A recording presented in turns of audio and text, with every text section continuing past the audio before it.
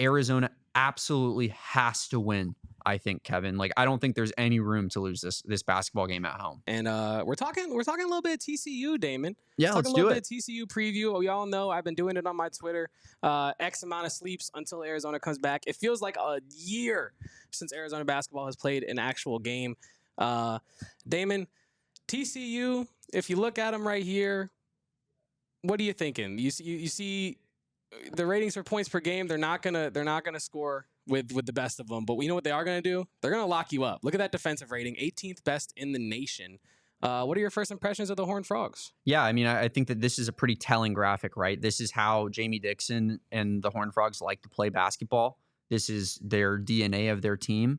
Similarly to like a Tommy team where it's like the DNA is run up and down the floor, shoot a ton of shots, be kind of high flying, flashy. Jamie Dixon wants to just lock you in and just get a bunch of dogs on defense and grind out games. And I think that's kind of a microcosm of what this Big 12 conference is going to be, right? Like this TCU might be like the perfect team to start this conference with in terms of they're not going to be the best caliber team. So you're not starting with a Kansas. You're not starting with a Houston. It's a little bit of a step below that, right? So you can kind of work your way up and feel like you build some momentum as you beat potentially your first Power 4 opponent of the season. But yeah, I mean they're going to lock down. They're going to grind it out. And that's just kind of what their MO is. Can you put those stats back up there? Yeah, of course. I'll just read them off for our audio listeners. They are 72.5 points per game, 257th in the country out of 364, 177th ranked offensive rating. But then you get into their defensive stats. Opponent points per game, 63.8. That's 29th out of 364. Defensive rating, 18th out of 364. And they've played a relatively decent schedule as well, 69th in the country.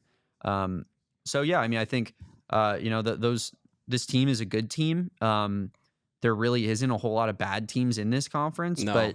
But this is also a game that Arizona absolutely has to win. I think, Kevin. Like, I don't think there's any room to lose this basketball game at home. I totally agree. I unfortunately think we are in a must-win as a fan base. We're in must-win mental mode watching this game, and I hope the team is in that mode as well, because I think you put it perfectly. This is the perfect amuse-bouche. This is the perfect appetizer for the Big 12, right? Because you're getting a physical team that it doesn't care about putting up 100 points. They don't care. Mm-hmm. Arizona, we as fans care about 100 points, I think. I think every time Arizona puts up 100, we as fans are like, that's Arizona basketball doing it again. I sleep better at night. Right, yeah.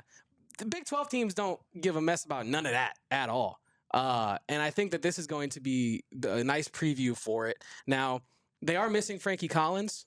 He is probably the headliner of their big transfer Who's class. out for the season, by the way. Yes, indeed. He broke his foot 2 weeks ago. Pretty tough blow for them. Because they currently only have 3 players that are averaging over double-digit points per game, and he was the leading scorer on the team, leading assister as well, leading steal getter. Frankie Collins, Arizona fans are familiar with Frankie Collins. We played him a million times. I'll be honest, when I see Frankie Collins as the leading scorer on their team, that puts even more confidence in me that we need to win this basketball game, because Frankie Collins is straight up not that great of a scorer. Like, he's a decent player. He's pretty well-rounded in general.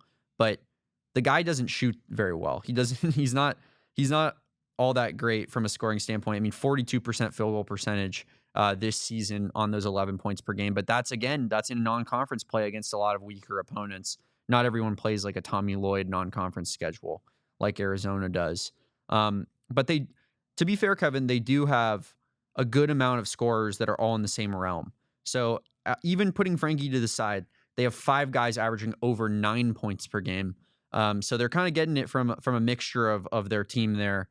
I think, TCU, like I said, they're a decent team, but this is just not a team you can lose against. Totally agree. I think, you look at the first-year TCU transfers, Frankie Collins out, Noah Reynolds from Green Bay, Brendan Wenzel from Wyoming, and Trezarian White from UNCW.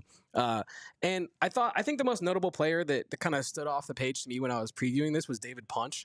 I'm seeing some people talk about him as an NBA guy. So I think his length on defense could cause problems for guys like KJ Lewis and Tobe Awaka or guys like that on the wings and things like that.